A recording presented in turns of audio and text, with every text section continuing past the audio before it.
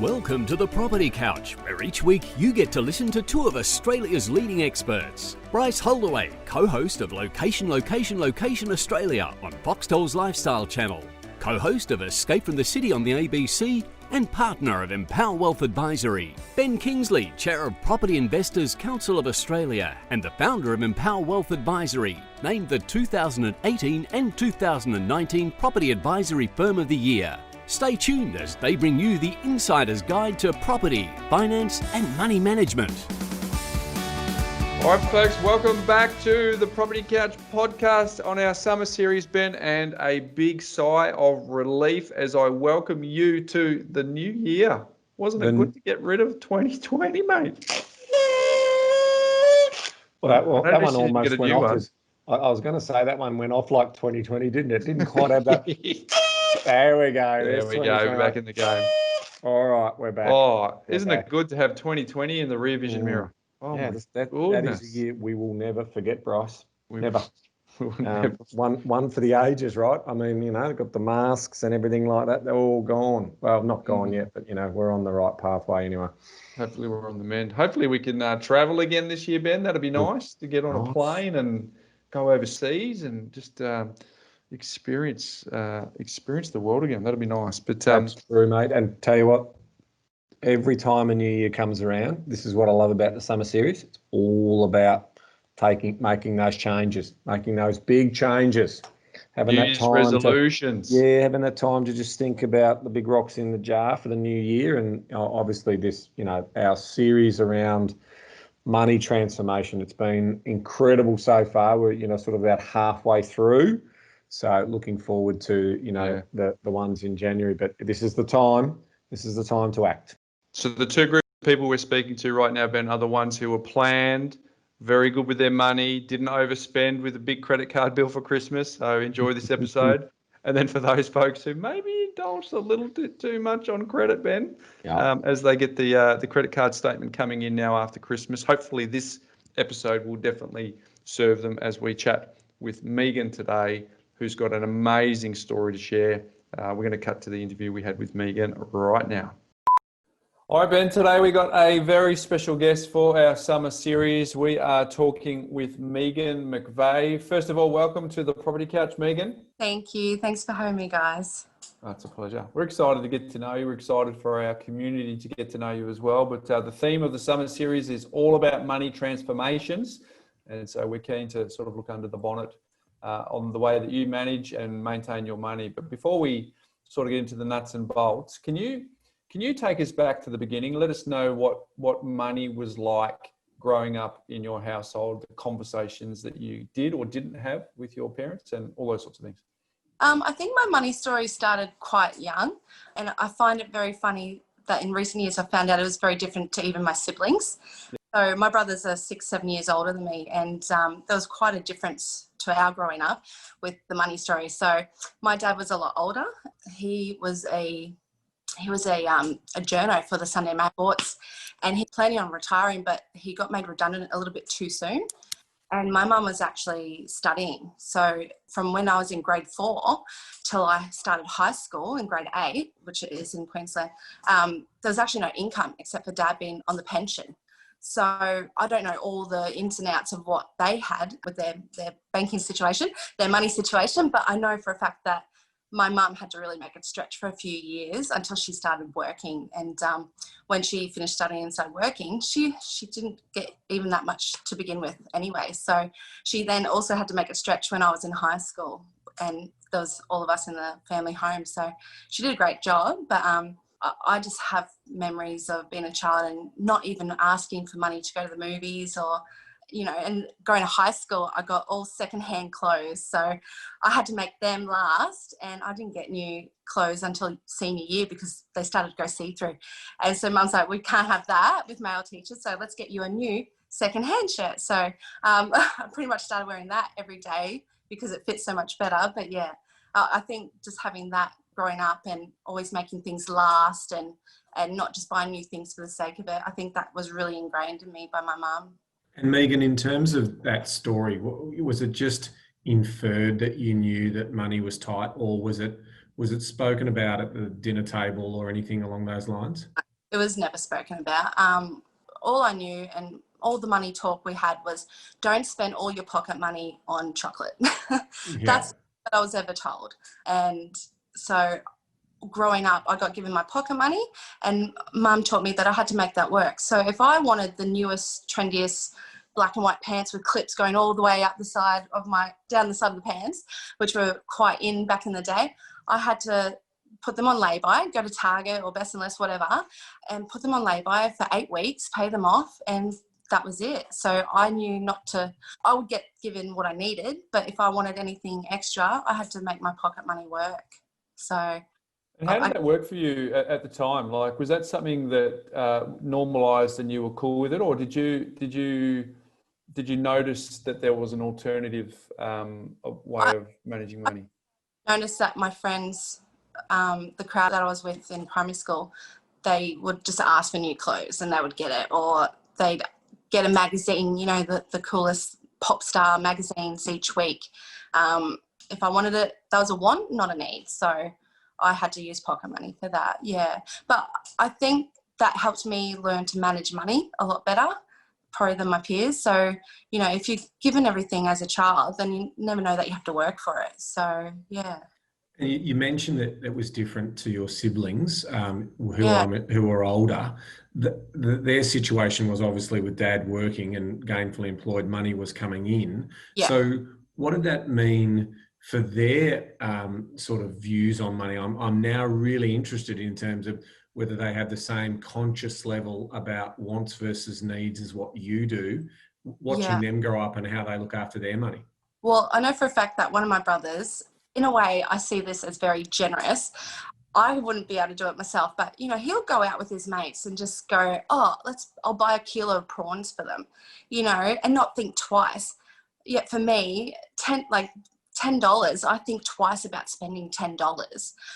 So one of my brothers is very different, and I am known as being a bit of a downer when it comes to the budget. He loves going out with my husband, but then my other brother is very good with his money as well. He knew that if he wanted things, he had to go earn money and go out and pay for it that way. Now the brother who is sort of more open and more friendly with his spend with his mates, has he got a lot of assets behind him, or is it a different story? No, a little bit different to his story. Yeah, okay, we'll leave it at that. We're not interviewing him, but hopefully our audience will get the vibe in terms of what's going on there. Hey Megan, you mentioned your husband there, and obviously we're getting a picture of what it was like for you growing up. What about your husband? Was there any similarities or differences, and how did you blend your two norms? Well, he is from the UK. His family was split, so his mum, she's amazing. She brought them up and she paid for everything. She never wanted money, but it wasn't that she wasn't given them, like it wasn't offered to her, but she was just an independent woman wanting to look after her kids, and she absolutely loved them. And so if Justin asked for a pair of trainers that are the coolest trainers going, he would have got them. So not because he was spoiled, but his mum just wanted to show that she cared. And it's funny because I joke and say, you were spoiled, you got what you wanted. So we laugh about that in our household now. And because I always say how I had one pair of trainers the entire high school life of mine. So 5 years with this one pair of trainers. So I tease mum about that now as well, saying how, you know, how poor we were, but obviously not poor, but I say how, you know, I had to make them last, and by the end of high school, they were falling apart. But yeah, he and I had a very different upbringing. So if he wanted some trainers, if he asked nicely, he'd get them. So how does that blend now? Like, so you've got, there's two ends of the spectrum there, yeah? Well, Justin and I have been together for quite a long time. We back in 2009. So when we first got together and when we first lived together, we still had everything separate. You know, he was a young guy from the UK wanting to travel and go out and have fun, and I was still young and wanting to have fun, but I also knew at the same time I really wanted to invest in properties and, you know, rein in the spending, because if you don't, then you're not going to get anywhere. But when we first moved in together, that's when I started talking about getting a joint account. So we had a joint account, and then all our bills would be paid out of that. And slowly but surely, all our money now, being married, comes out of that account. And Justin understands that, you know, if we want to aim and have these goals and want to achieve them, we can't just spend all that, you know. So that young party lifestyle slowly but surely went away. And now we know, okay, well, here's our pocket money. This is what we can spend, and the rest goes to our savings, our surplus. So coming back to when you first started to get your own money and earn your own money with your own banking setup, did you take a pathway that was investigate, or did you, your parents bank with a certain bank and so you just opened up an account with them, or did you have the classic school bank account and then that's just morphed into your savings account?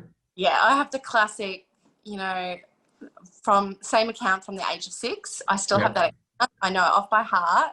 People ask me, I just rattle it off because I've had it since I was 6 years old. But with that comes bonuses. I get discounts, and so I can't complain. And most of the time when I call up the bank, they say, oh, we see you've been with us for this many years. Congratulations. So it feels important, but since I was a kid. Okay, so it's the same bank account. Now, so this then leads into, what about any money system, or how did you discover how to organise your money, given you had the one account? Did you go through that classic program of setting up multiple accounts for multiple interests, like that's the Christmas fund and that's the car fund and any of that sort of stuff? Or did you investigate different money systems? I think growing up, so when I got to high school, that's when savings maximizer kind of accounts became quite popular. So I had ING, and I'd be logging on and looking at their savings calculators and put in what I had now and thought, oh, in 10 years, if I put this much savings in, I'll end up with this much. So that sort of started from a really young age. And so in high school, that's what it was like. But as an adult, I've never had multiple accounts. The only time I've had multiple accounts is since we got our first mortgage, and then we had the offset. And then I found out from you guys that you can actually open multiple offset accounts. And then I was like, that's great. I'm going to open a savings account. And then I wanted to open another account. And I thought, oh gosh, before it gets too convoluted, just leave it at one extra account. But as long as everything was working towards the offset, I was happy. And so linking my husband's personal account as well as our joint account and my account all to the offset. Okay, so you've got an abridged version there. So are you running 4 transactional offset accounts, or did I get that right? So I've got my account, my personal account. We've got Justin's account. So my pocket money goes to my account. Okay. Then we have our joint account, which we don't use as much now because we use the offset, which is with a different bank. So since we've got our second mortgage with a different bank, it's sort of changed a bit. But then, so there's the 3 accounts there. I do have a savings account there, but it's just not being used because I try to keep as little dollars in those accounts because they're not linked to our offset anymore. Yeah. So when I was told for the new mortgage that I had to have another bank, I was just like, but I like using my bank. I've used it since I was 6 years old. What am I going to do? So it's a little bit different. I have to do things differently, but now everything is put in that offset, and any bills direct debited out of there, pocket money is direct debited out of there to our normal bank accounts. And that's it really. And are you paying any additional fees on the pocket money accounts or any of that sort of stuff? We don't pay any fees on my personal account or his personal account or our joint account. Yeah. Good. Because that's sometimes a common challenge where, like, let's say, yes, you've got a long-term bank account with a particular institution and you want to keep that account. But if the balance falls under, say, $1,000, then all of a sudden it's a $5 a month. Now, so a lot of people then go, well, I'll keep it above $1,000. But the idea with the 7-day float, living a lifestyle, is it really is meant to be used every month, right? And then it's replenished every week, and it's replenished each week. Are you doing a weekly replenishment? Yeah, weekly replenishment of pocket money. It's funny, like sometimes I think I try to compare myself to friends, as you do, and sometimes you think, oh, that pocket money, oh gosh, why aren't we living off that much pocket money? But then you don't know how people set up their accounts. They might have their pocket money, but then they might, eating out's a different account and shopping's a different account. But for us, when I say our pocket money, I mean any wants. If it's a want and it's not a need, that's where we buy things from. So it's changed a little bit for us this year too, because we actually have added a little baby to our family. So we've dropped our $100 a week pocket money, which some people might think is ridiculously low, and some people might think it's more than that, what they have. But for us, it's just right. But we dropped it when we had a baby this year, and it's down to $50 a week. So, over last summer when my partner's dad came out from Ireland, summer, beers, there goes the pocket money he had saved up, and now he has to build it back up again for this summer. But when he asked me for a top-up, I'm going to say no. Well, Megan, that leads into my question. I think I know the answer, but who's the CFO in the household? That's me. Yeah, that would be you, right? So I picked up on something you said before, that you wanted to buy investment properties, and quote unquote, if we keep spending our cash, we're not going to get anywhere. Can you let me know where that spark came from? Why did you want to trap it and invest and create a better future? Because some people don't want it, right? So it's not like a default position, but I think the why, when I go back and think of where does this come from inside me, is I think partly because of that feeling as a kid of not being able to, ask mum for $5 to go to the cinema. Combining that with going to high school was actually a 45-minute drive away. So I felt left out. I wanted to live in the city. I loved looking at houses and, knowing that place, South Bank, my brother suggested to mum to buy, which they couldn't afford at the time, is worth 1 point whatever now mil, nearly 2 million for those apartments at South Bank. Just seeing that and just thinking, wow, if they had done that back then, we'd be so rich now. But we haven't got there. But also combining that with the fact that because of growing up in the country, I left home as soon as I finished high school. So instead of staying at home and going to work or uni and saving money or just living like most teenagers do, I was out the door. I moved to Melbourne from Brisbane just on a whim. I wanted to experience life, and the only problem with that is you don't realise how much everything costs. We're not taught how much rent and electricity and water costs when you're at high school. You don't learn that till you leave home. And doing it at such a young age, I was still, 17, turning 18, I learned the hard way. And so I got into a bit of debt, as you could say, living off a credit card that I managed to get just to survive, because I was too proud to ask for help. Or, one time I called mum and said, I'm a bit low with money, thinking a whole month's rent, and not wanting to ask because I was a bit too proud to ask for it. But then mum sends us a beautiful card with a $20 note in it. I'm thinking, that's not going to do anything, but I'll take it. Just that horrible feeling of not knowing if I was going to pay rent. I never want to experience that ever again in my life. It was not fun. And, I got out of that situation and fixed it. But then I did it again not long after. And I think it's so easy with credit cards to just live a lifestyle that you can't really afford, but you want to live it. And it took a while to get out of that cycle of debt. So get the debt, pay it off. The debt comes back again because you keep living that lifestyle you can't really afford.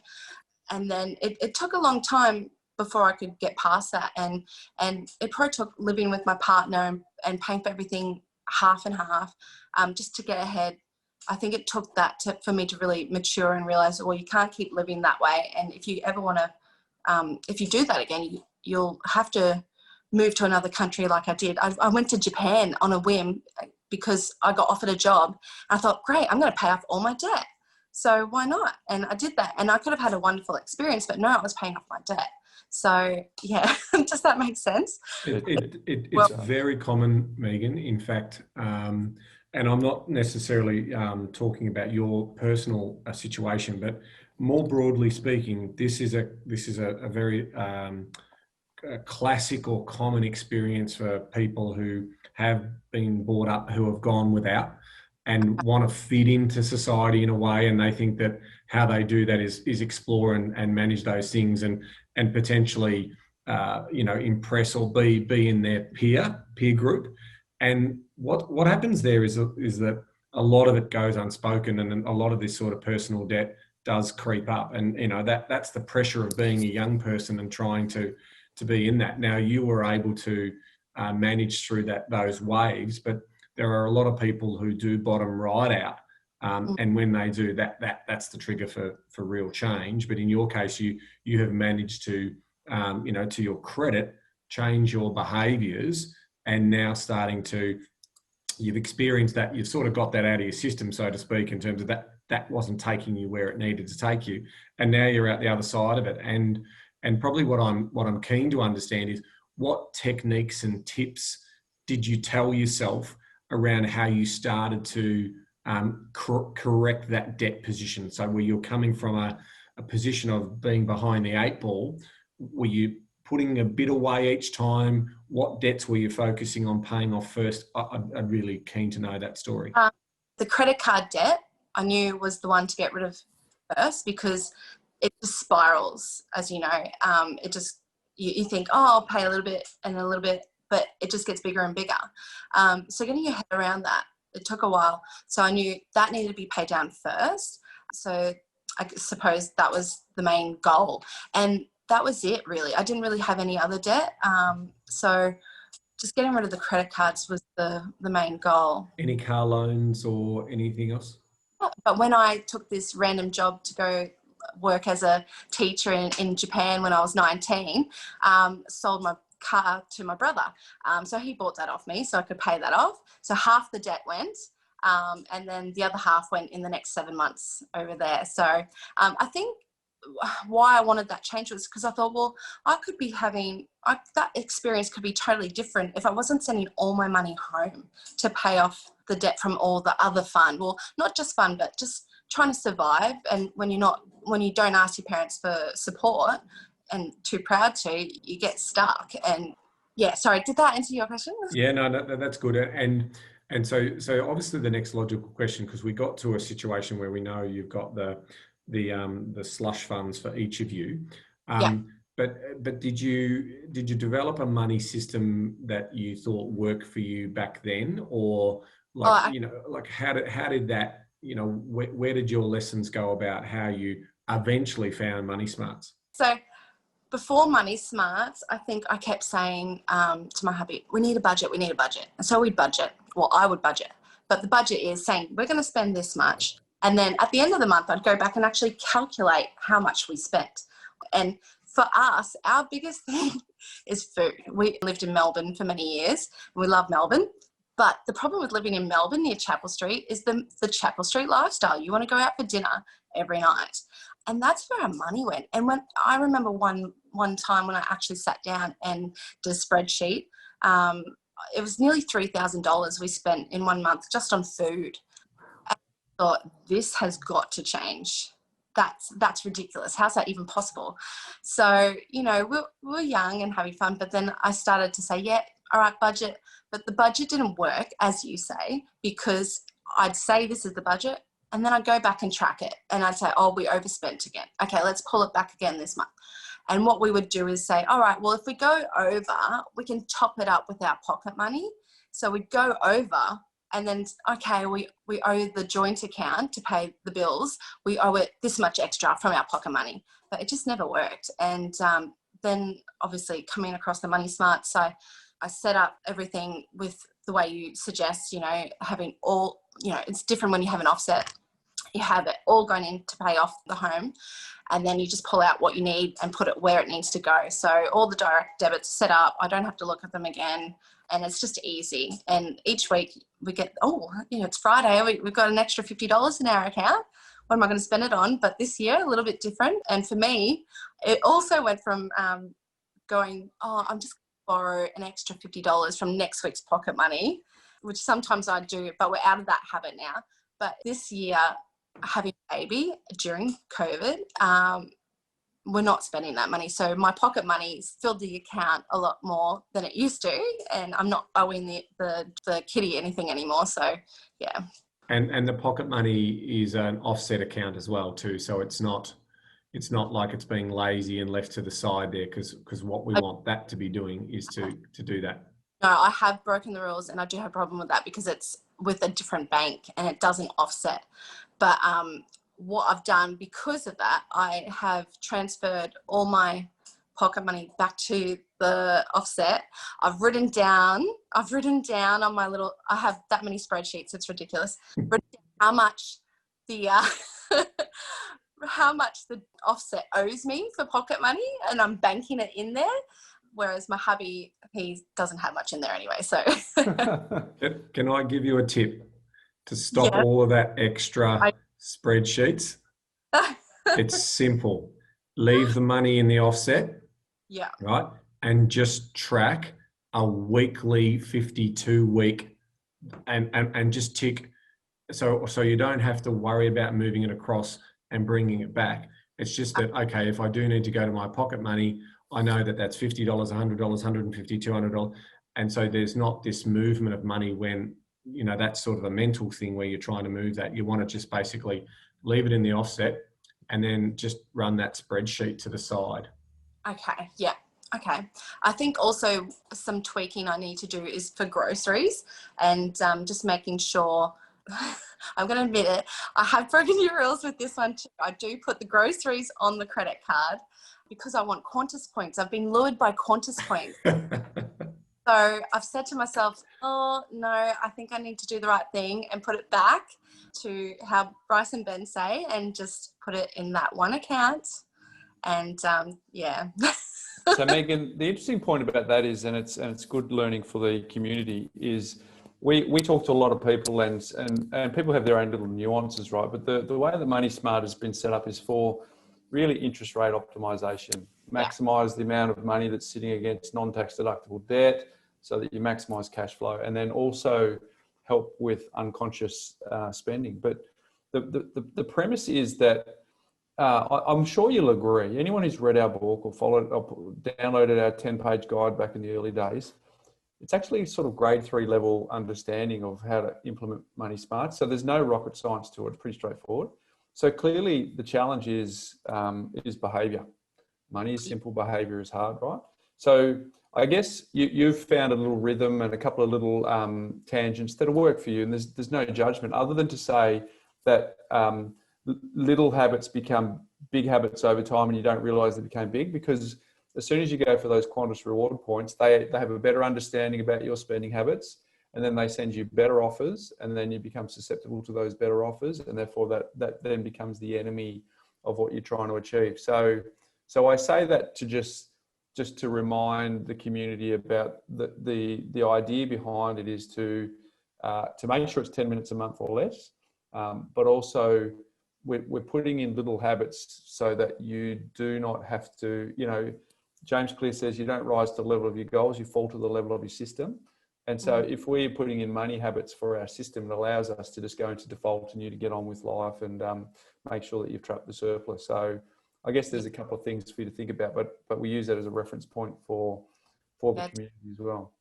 One of the best things that's been for us using the MyWealth program is I tend to spend, I do admit, I do spend more than 10 minutes a month, but the way I've set it up is I do a lot of provisioning. And why I do that is because I don't know how much it's going to cost at the hairdressers next time I go. So I set the amount for and then I provision for it. So I might just get a haircut next time. So I track the spend and put in $80, or next time it might be a color. And so I put in $250. And the amazing thing is, although it takes me longer than usual, I like it because I can see over the year, have we spent the whole amount yet? Or, car maintenance, that's another part we can look at. Have we spent the whole car maintenance amount set for that year? And it's been an amazing program because I can see that and follow it along the year. And, some things I haven't spent as much as I thought I would need to allocate money for. So then the next year I can reassess it and go, all right, well, we'll only set aside this much money for it, or this might need more. And one of the even better things this year was your money stretch. During the pandemic, we thought, it's fine. I'm on maternity leave. Justin's got a solid job. That's fine. But then Justin got made redundant. And we were like, oh God, what are we going to do? You know, do we have enough money? And then you guys put out the money stretch. I thought, I'm just actually going to put my details in. Here I am freaking out that, you know, we might only last a few months. But then I felt so much better knowing that it would actually last a lot longer than I expected. So that was a lot of relief for us. It gives you good peace of mind, right? But it's interesting. One of the reasons we always start with someone's money backstory is to try and look under the bonnet and see what the driver was. Because I think you and I share a similar experience where you're either moving away from pain or towards pleasure. And I grew up in a similar scenario where it just didn't seem to be enough. My dad did 2 jobs, did a really great job of paying off our home, but there was no discretionary spend really. My friends were in the suburb closer to high school. I had to ride a long way to get there. And what it did is it created in me a sense that I was less than. So therefore, if I have money, I will then be able to match. But over time, you work out that that's not true. And thankfully, I've recorrected that. But the point is, for people listening to this, there's some real gold in what you said around that you were getting yourself into debt to try and leverage from the experience you had when you were growing up to say, well, I do have the money and therefore I can have these experiences, but then it was on credit, it wasn't your money. So I think that there's an important lesson I didn't want to miss in your story was that if anyone can identify with that, it's important to understand that is a derailer. If you get yourself into a lot of debt and you were lucky enough to get yourself out of it and then get yourself back on the straight path. But there's a lot of people that you'd be surprised how many times we see people coming into our business who when you think, you know, whatever your perspective is, a $10,000 credit card bill, is that high? Is 20? You know, there's some people here with 6-figure credit card debts that just crept up over time. So it's important that we understand those 2 drivers, away from pain towards pleasure. And for a lot of people, that away from pain story can get us into a whole lot more pain if we don't sort of address that. Now, how did you come across Money Smarts? You know, clearly you're a podcast listener, but tell us the point where you discovered Money Smarts and how long it took for you to think, well, that's a good idea versus that's a good idea and I'll implement it. Well, yeah, like you said, I was a podcast listener, and then obviously thought, well, I'll go out and get your books and had a read, and they, you know, you guys just make so much sense, and it's plain simple language. And I just thought, well, why wouldn't we manage our money this way? It makes sense. And the old grandma's jars, that spoke to me because I always wanted to do that myself. Like, I'll have cash, I'll pull it out of the bank and then put it in envelopes and put it in my drawer and then go, oh, okay, that's pocket money, that's groceries. But it just doesn't work with this day and age with, you know, tap and pay. And so that got hard. And my hubby never wanted to take cash to Woolworths or Coles to get the groceries. And so I'd end up with all this cash and then I'd have to put it back in the bank. So just knowing that the jars are there, but everything's automatically switched on to go where it should go, just makes life simpler. And like you said, it should only take 10 minutes. I give myself extra work when I don't need to. But I think also the main thing is I want to know how much surplus, you know, so preparing deposits for the next property, or if we really wanted to go on a holiday overseas to visit Justin's family. I think that's sort of where the Qantas Points comes in. I always want to trap them so go overseas to visit them, but it probably doesn't work out that way in the end. But yeah, I think just knowing how much surplus I'm catching from our income, that's what I really want to know as well.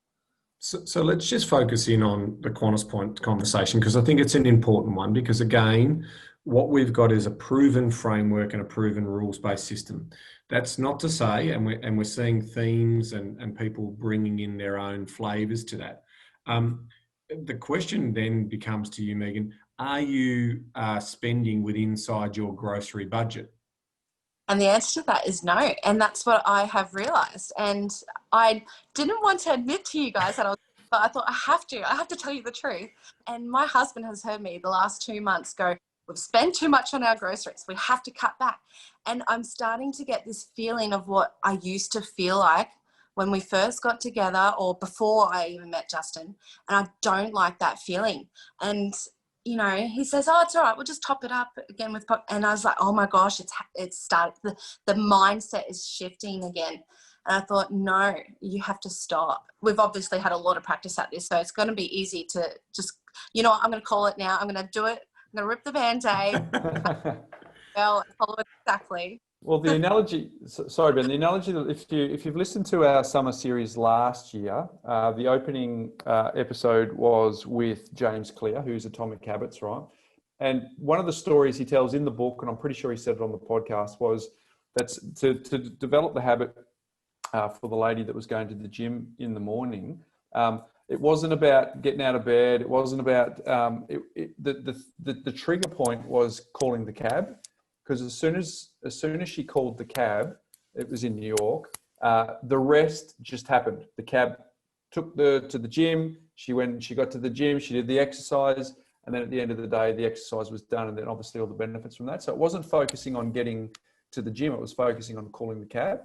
And I guess one of the reasons that we got James onto our podcast and how it sort of ties into what we do is because it's these little safety nets, it's these little habits that we form early on through having the Money Smart system in place that allows, we don't focus on the surplus, we don't focus on the trapping the cash, we focus way upstream on the behaviors that actually give us the product down the stream, because if we do that, everything else falls into place. And I guess that's probably because you can hear from your story that you're motivated, you're the CFO in the house, you have the hard conversations with Justin. But I think if you make some of those little minor tweaks and reset back to first principles, I actually think it's going to serve you. And I think it's going to give you that feeling back and remove the feeling you just described that you don't enjoy. Yeah. Oh, we always have a laugh as well about how I'm the boss of the money. Well, but thank you for your honesty, Megan. I mean, just admitting that to yourself and basically putting it into the public domain is a proven trigger for change, right? Because now you're responsible to the community in terms of what you're going to do. And this is that slippage, that classic slippage that we were talking about. So for those people who can still maintain their grocery spend inside their budget, then getting those Qantas points is a reward for that. But the vast majority of people don't. So you're not alone in terms of, spending that extra 60, 80, and it could be $100 a fortnight for some. And if it is that high, the points that you're going to earn from Qantas, you could have bought probably a return airline ticket for $1,400 for that money anyway. Whereas the Qantas tickets are going to take 3 or 4 years before you can get the number of points that you need to pay for one airfare back to Ireland, right? So it's just those little reminders that we do need around. It's a simple rules-based system, and it holds you accountable. And a credit card doesn't. And so we've got a lot of people who do say, look, I just put everything on the credit card and it's just auto sweeps. But that is that, coming back to your grocery story for the Thursday morning or the Thursday night, which is why we say we don't care which day of the week you pay yourself, but what we do care about is the moment you do pay yourself, that you put the critical healthy food in the fridge. And then the rest of the money can do what it needs to do, because it is not just that one shop. It's just, dropping by the post in the 7-Eleven, then I've got to grab a few more things and, run up to the shop on the weekends. I've got some friends coming over, so I need to get some bickies and cheese. So it's that type of habits that we're trying to break, because it's the $20, $30, $40 a week we can save here. That is worth tens, if not hundreds of thousands of dollars to the household over the next 40 or 50 years. And that's why we've kept it really simple. And you were saying, before that you've gone on to the MyWealth Portal, which is the home of Money Smarts. And, you're now using a system that's, well, in your words, what is it? What's it like? Is it easy to use? Yeah, so easy. And I like that it's great for us visual people with all the little swirly bits saying and the colours and all the different tabs. So it's meticulous. If you need to know where your property's information is, it's there. And I love the fact that you guys said you're never going to charge people for it. So I know all my information is there. I can grab it. If I'm overseas or if I'm not at home, I can just log in anywhere in the world and I have all my information there ready to go. Or if I'm desperate and out and about and I only have my phone, I can still log in on my phone. So if I'm having a conversation with someone, about properties. You know, I can just quickly log in and say, oh, well, we're paying this rate, or you know, I've tried to get my mum into it to show her, but I think it's a bit, you know. Well, you can tell her it does work for every age group, from 15 to 65, from you know, office cleaner to CEO. Yeah. The same principle applies. It can work for anyone in any household through any system. I think she's set in her ways. I don't think it's your system. I think it's Yeah. And it's always useful to remember too, Megan, you can't be a prophet in your own village too. So that's often a challenge. My wife still hasn't read any of my books. She just thinks it's all blah, blah. I guess I wanted to highlight too, it sounded like you were in the principal's office before when we were having a chat about your system there, Megan. It wasn't intended to be that, but we're having the same conversations. Sorry, I missed that. Sorry, I talked over you there. I said I know what it's like because I'm a teacher. So well, so you can relate. But, yeah, I should probably go for. But the important thing is I'm having these same conversations in my own household. We do not put groceries on credit card. Sometimes my wife will talk to me on a Tuesday and say, buckle in, boys, because there's me and the two boys. We got 48 hours to get through, and whatever isn't in the fridge and the pantry, you ain't having. So I can promise you, it's conversations that we are having ourselves and implementing it ourselves. So it's not theory. Well, the conversation we've had this week has revolved around icy poles, because hot. He's English, and it's very hot here in Queensland, and he's having 3 or 4 icy poles a day, and I'm one. And I said, hang on, that's a pack of 24. We should be having 1 each a day. That should last us a couple of weeks, not a week. Yeah. Well, these are the things that matter. And often some people come onto our podcast and they go, well, what are you talking about? The minute details around sort of household budgets, when we want to be talking about wealth creation and accumulation. But the point is that these conversations actually matter, because if you're a poor money manager before you buy an investment property, I can assure you buying an investment property is going to amplify that and probably put the blowtorch on you and really, really undermine what you're trying to do. So what's the goal then? So you've obviously implemented Money Smarts. You've got before and after. We've got the backstory around how money sort of defined you younger and how it's moved into your adult life. What's the goal for you? You're trapping surplus, and you've got choices once you've trapped the surplus. What is it that you want to do? I now have a goal. So before listening to you guys, I just thought, buy properties, get as many as you can, then you'll be able to retire one day and have enough money to sort yourself out. But now, since listening to you guys, I've been able to learn about the rule of 25. So that's sort of become my thing. I've got a spreadsheet with all different scenarios of the life I'd like to live. If I wanted to retire on just the simple, happy to retire there at that amount, then that's my 25.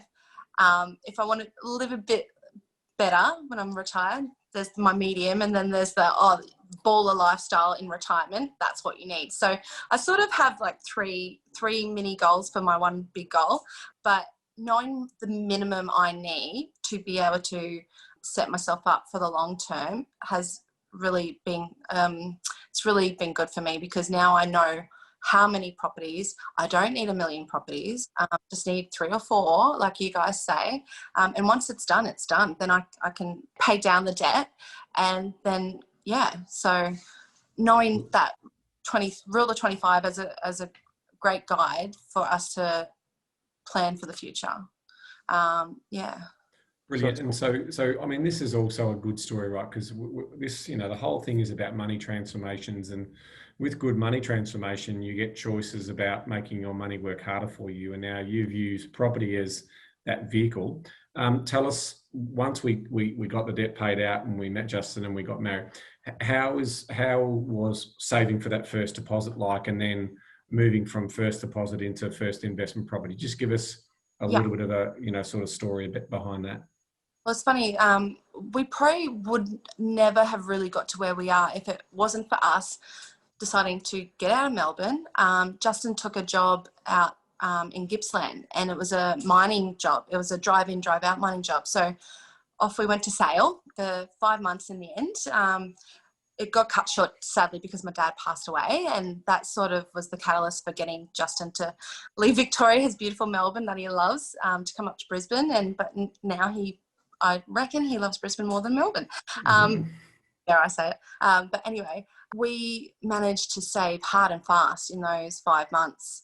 And that pretty much was what got us on the property ladder, was just living away from friends, living away from that Chapel Street lifestyle, not eating out all the time and just wasting our money. We didn't spend money we didn't need to spend. So we saved it really fast and then came up to Brizzy, rented for a year, and then managed to get into our first property.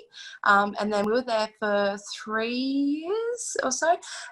Well, we decided we need to get out of that because it's a unit and it's at the top of a block with lots of stairs and a pregnant lady and then a baby on the way. Yeah, not a good combination. So we thought if we can't manage to find a place before baby comes, we'll just have to rent because it's too dangerous. But we managed to just secure a place last Christmas and moved in January this year. So we've moved up, we've got a townhouse, and yeah, it's great. So the plan is we're sort of slowly upgrading each time and then rent out the property that we move out of. So yeah, that's the plan. So it wasn't long after we moved in here, I started thinking about the next one as well. So I'm a little bit impatient, I guess you could say.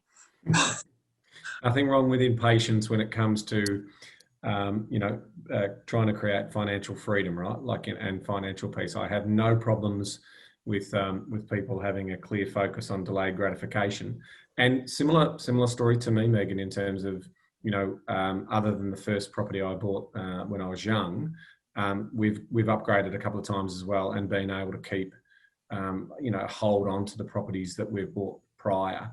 As part of that journey. And I think, for us, the story was around making sure that wherever we bought, it was going to be strong capital growth because we did see it as an investment, even though it was our owner-occupied home at the time. So I think, doing what you've done, going from unit to townhouse, also managing that affordability story, and then, next might be that freestanding home with a block of dirt underneath it.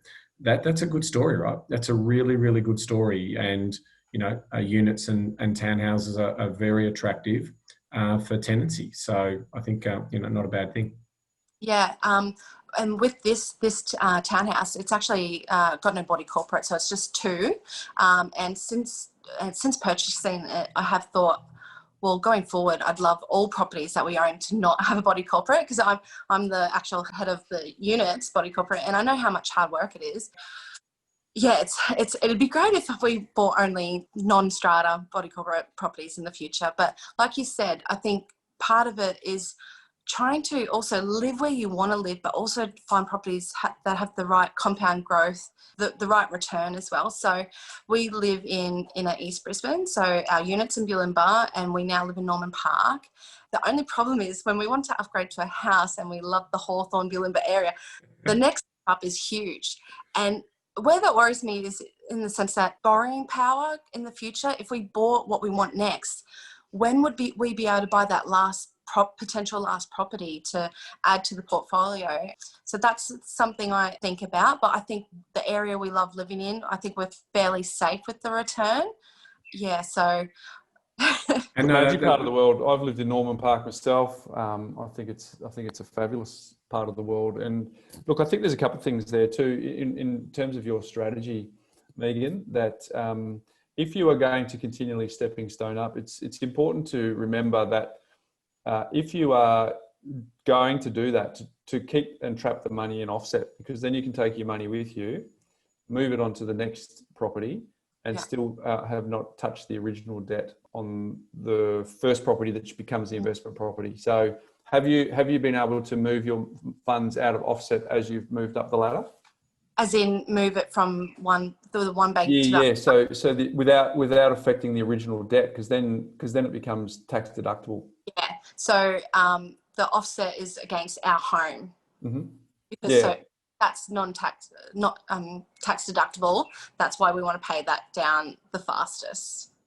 Terrific. Yeah. So the idea is to keep the loan untouched and then to keep building up funds in offset, because then when you upgrade to your beautiful Queenslander in Hawthorn with an E, you'll then be able to just move your cash and the debt remains unchanged on the townhouse you're living in. The other thing with that is me knowing what I've learned, what I've learned from you guys is the other thing of trying to diversify and not just put all your what is it? What's the saying? Eggs in one bucket? I can't. That's it. All your eggs in one basket. Yep. Basket. That's the word. Sorry, I still have mummy brain. You're doing fabulous. Yes. Great. So I think that's one thing I'm trying to get my head around as well, because I want to invest interstate as well. I don't want to just be a investor just in Brisbane. I want to diversify.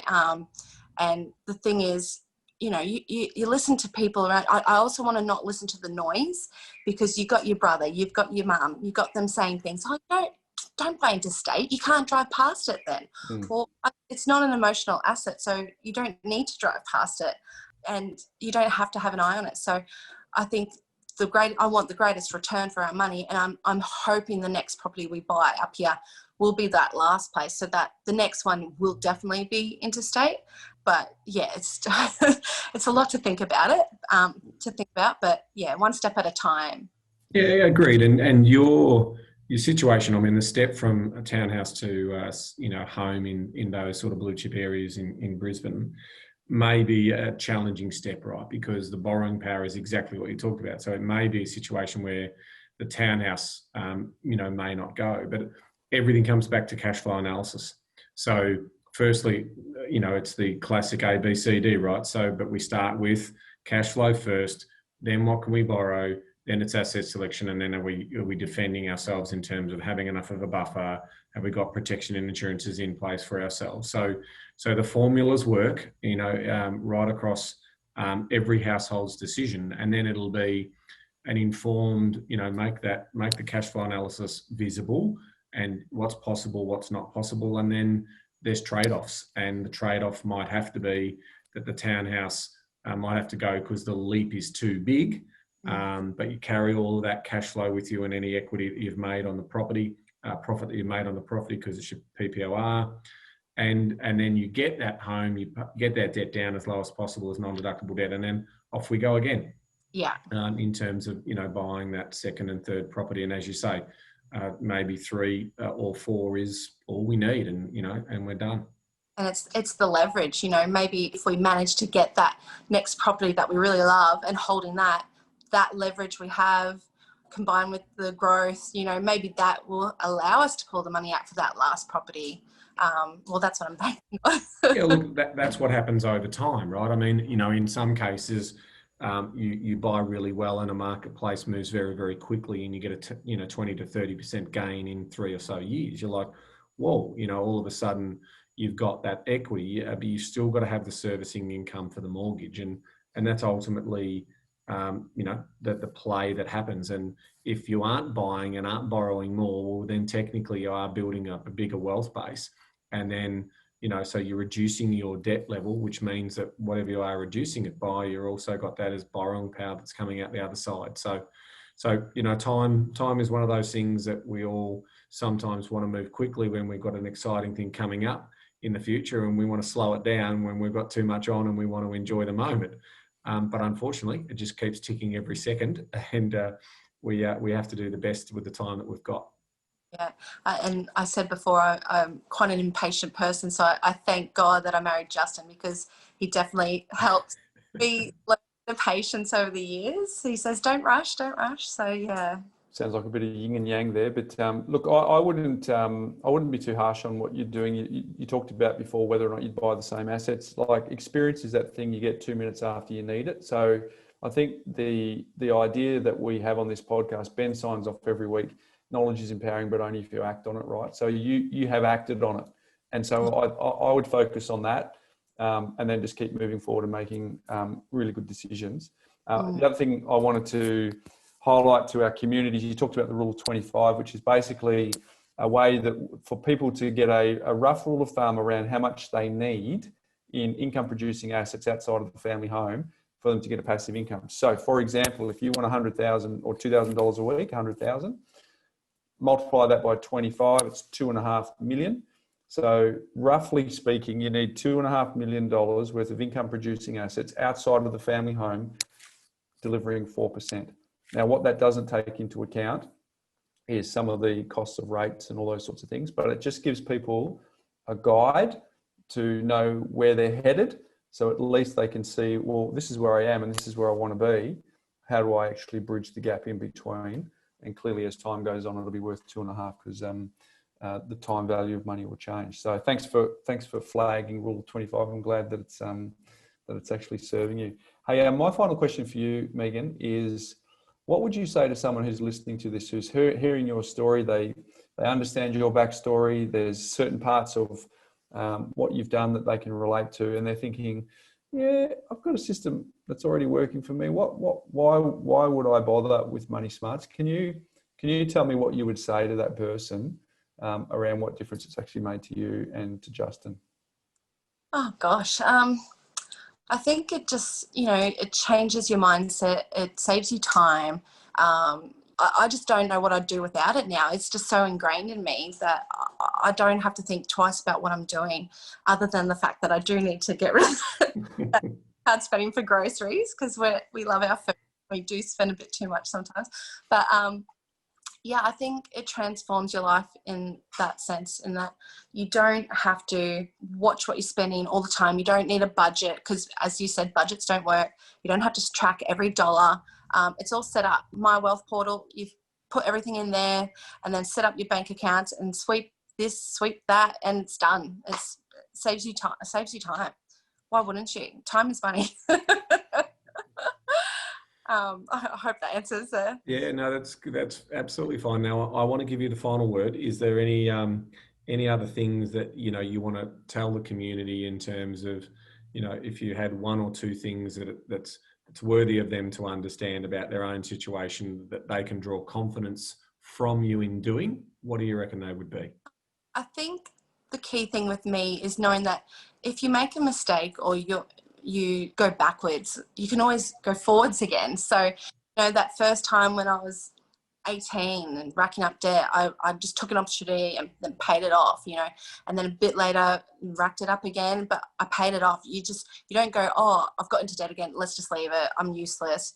No, you go, what am I going to do to get out of this situation? Pay it down and start from scratch again.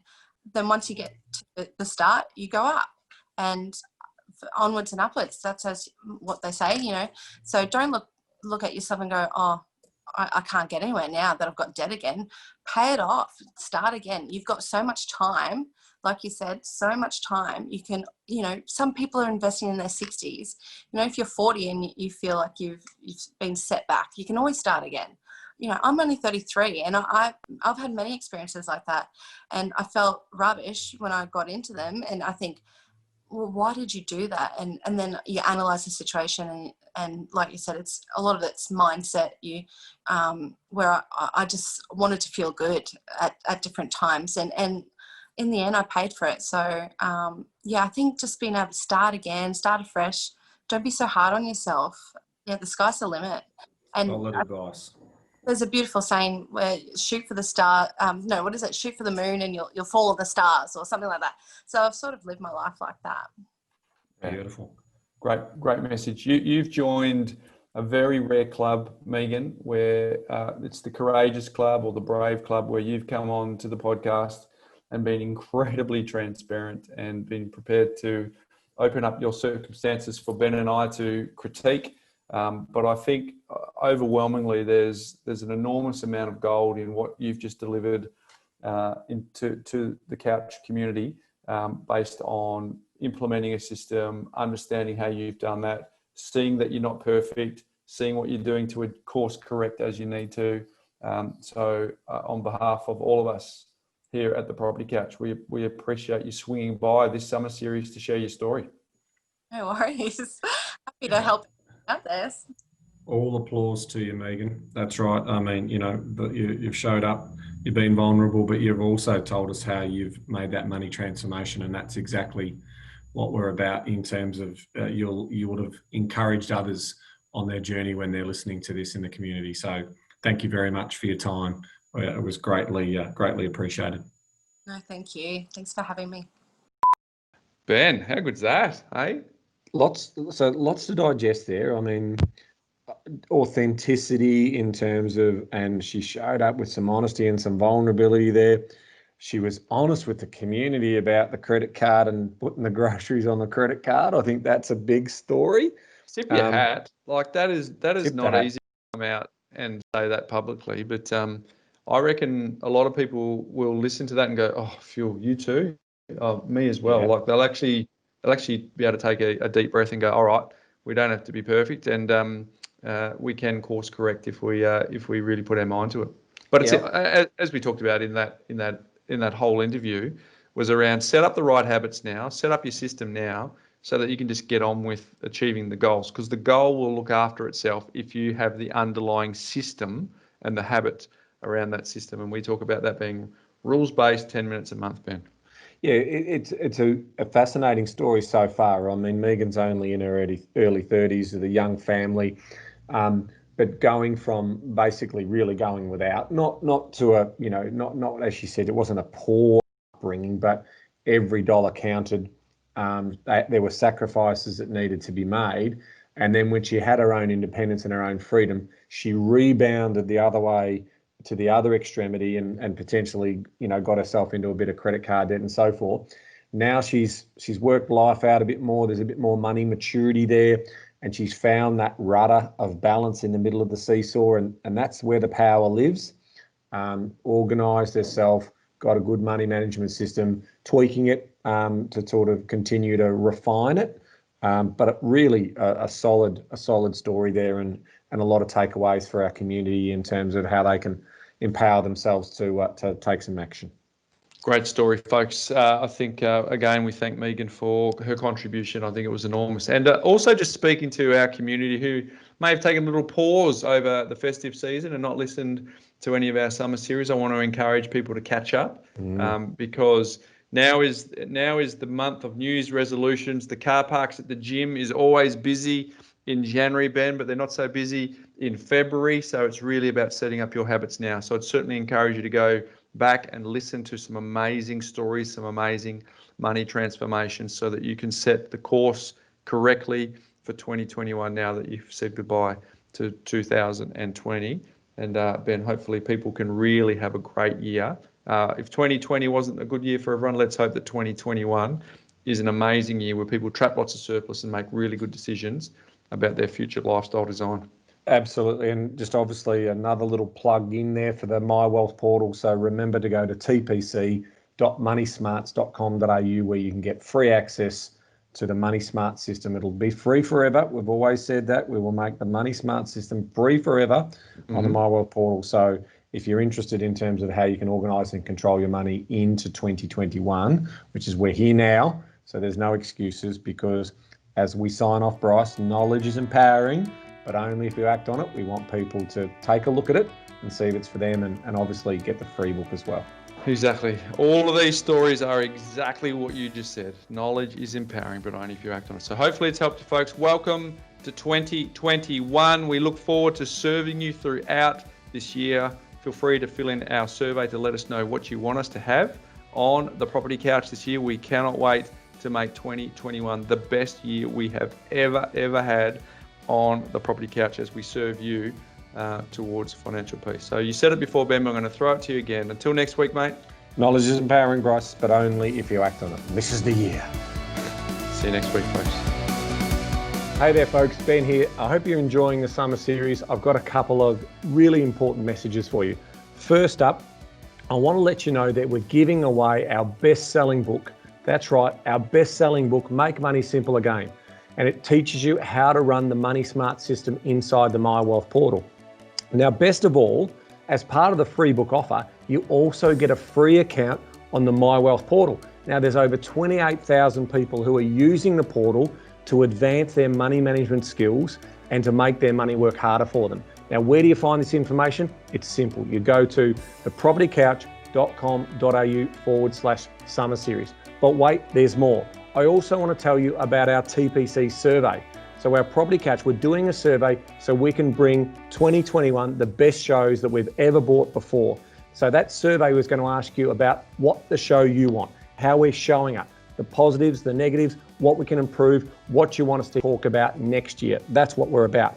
Now, the best part about that is there's a $500 credit to be won as part of Select Residential Property. That's right, we're giving you the chance to win a $500 credit for filling out the survey. Now, the survey can also be found at thepropertycouch.com.au/summer series. Why not check it out?